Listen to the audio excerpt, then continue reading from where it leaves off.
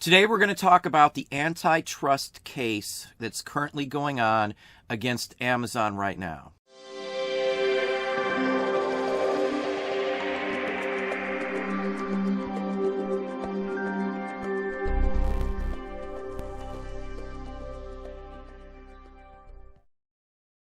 Hey, it's Don. Today we're going to look at the antitrust against Amazon and what is going on with that and some of the statements that were made that don't look very good, obviously. Let's hop over to the screen and we're going to look at a few articles right this minute. So here we are with an article from just a couple days ago. This is posted on July 29th of this year, 2020. And this is talking about the antitrust case itself and some of the comments and questions that were grilled towards Jeff Bezos. Now, some of the key parts that actually address resellers are addressed in this article as well.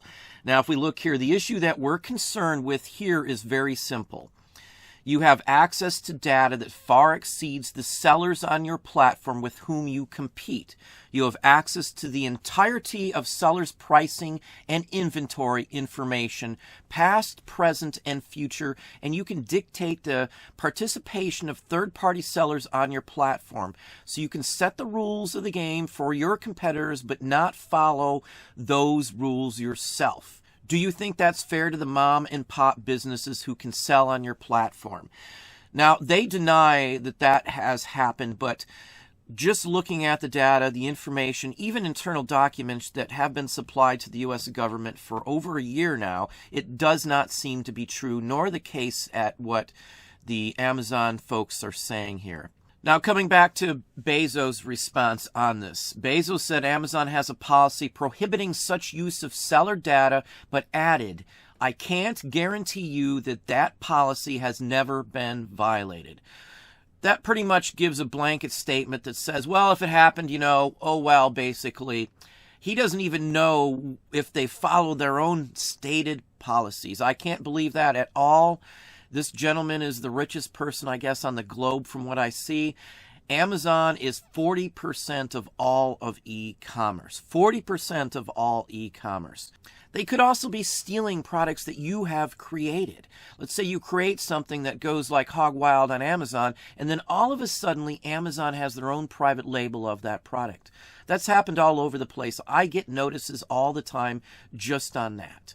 Literally that exact same thing, all the way down to even dishes. We have Amazon dishes at our house. There's similar patterns, similar structures from many other companies on what we have.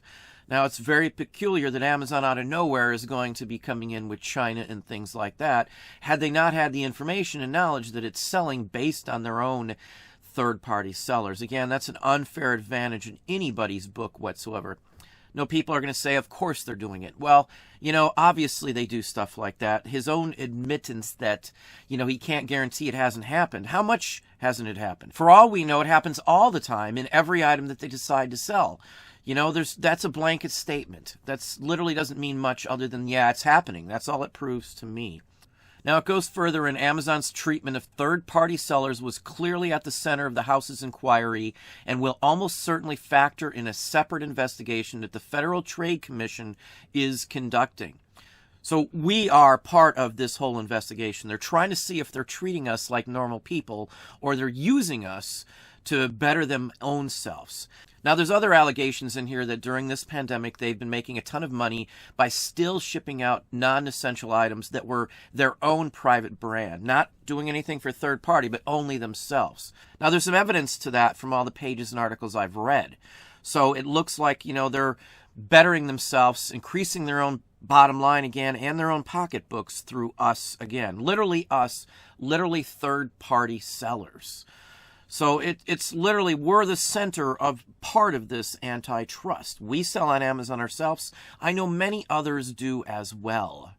Now, this isn't just against Amazon. It's also against Facebook, Apple, and Alphabet's, which owns Google. And Google owns a lot of stuff as well. So it's 4 main tech company CEOs are speaking in front of Congress. That's why this all came up. There is an antitrust investigation against all 4, basically.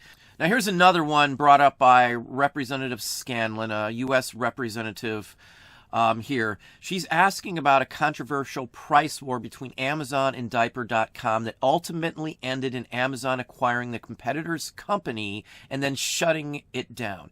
Basically, they're accused of running the other company out of business, buying it, and then shutting it down so they could have the profits from the whole thing. Pretty much eliminating their competition through unfair pricing is what this is stating.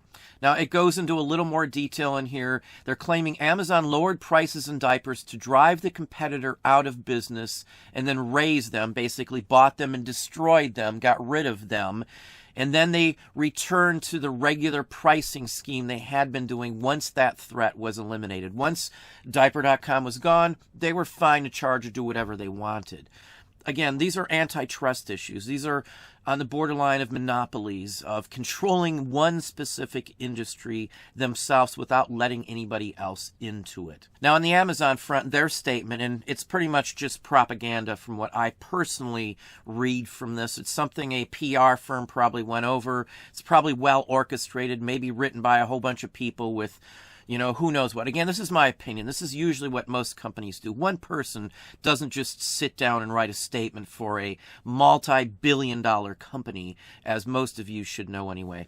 Now, this is from Amazon's own blog post. This is Day One, it's called. This has been around for a while. Now, this is Jeff Bezos' statement to the House committee. Now, this is on their page, as I said, and you can see all they're doing is pumping up all they do. Amazon launches a $2 billion climate pledge. Again, steering you away. Amazon donates $10 million to organizations. They're giving out bonuses. Everything on here is just glorifying Amazon. Now, I do sell on Amazon, so I know there is some benefit, obviously, to third-party sellers on Amazon. The buy box is always the issue. It's always very frustrating if you sell something on the platform, then all of a sudden Amazon comes up, takes your buy box away, and then starts selling that same item. It's very suspicious in my book. But his statement goes on. It just pretty much glorifies how hard he's worked to be the richest man in the world and all of these other aspects on what he's had to go through and the people and where he's from and all this stuff. That means nothing to me in what's going on now. I don't care about the history of the past. I care about what they're doing right now to people like us. So that's at the heart of this. You can read it yourself. It's readily available. Just type in Day One, Jeff Bezos in U.S. House Committee, and you will see it. The title was apparent, obviously, in this video as well, too. There are some interesting facts in here. Again, I don't care about the history at all. I can read that in a book somewhere else. I can read it on tons of other things. It's reiterating, it's glorifying the company and all of his hard work and why he deserves to be the richest man in the world. Again, opinions. Everything in this video is my opinion, but it's based on reading dozens of these sorts of articles. Not just one, not just two, not just 10.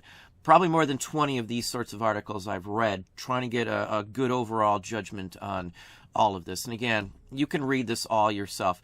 Now, there's a paragraph about halfway down. Again, we know for a fact that Amazon is 40% of e-commerce in this country.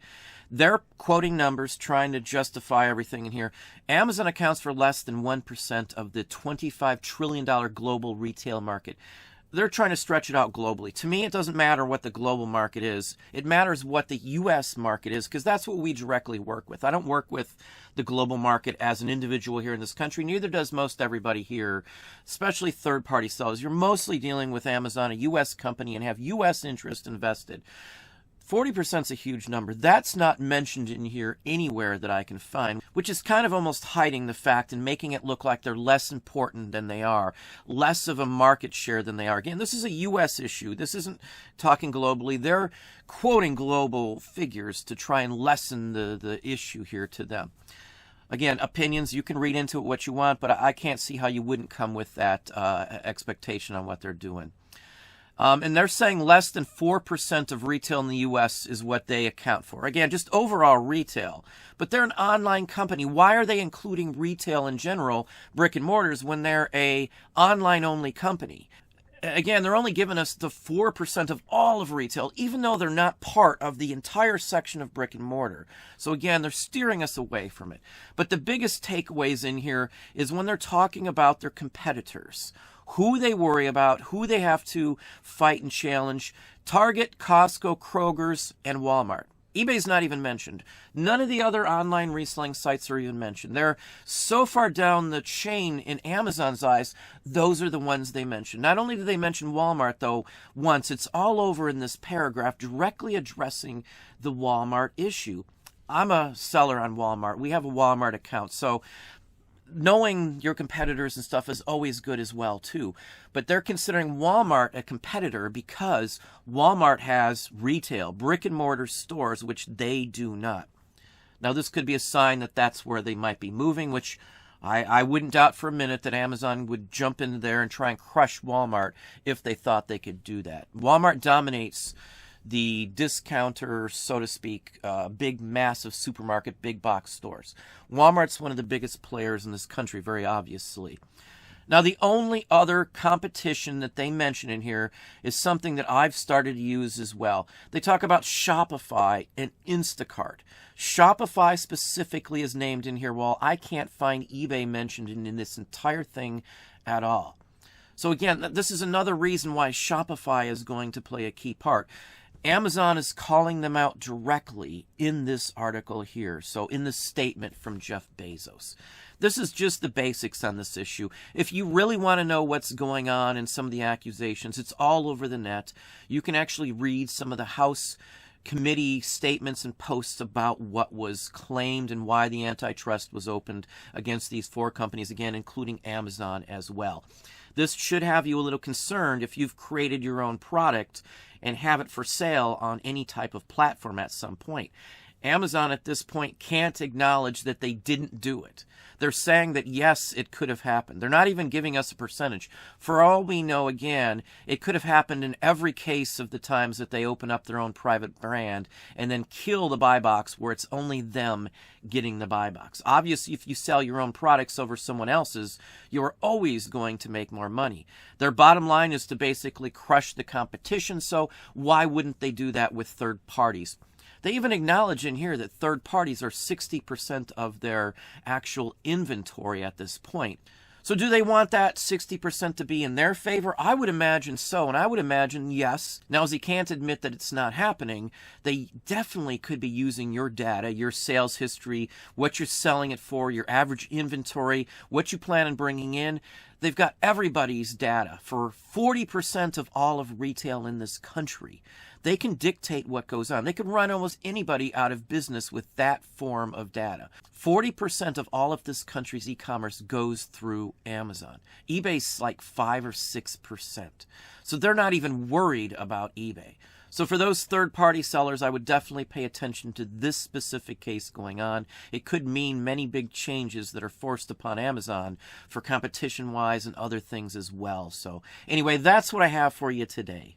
Well, there you are. Hopefully that gave you some ideas and some thoughts. If you enjoyed this video, please hit that like button down below. You can also hit the bell icon to be notified if I post new content or go live. Subscribe and tell all your friends.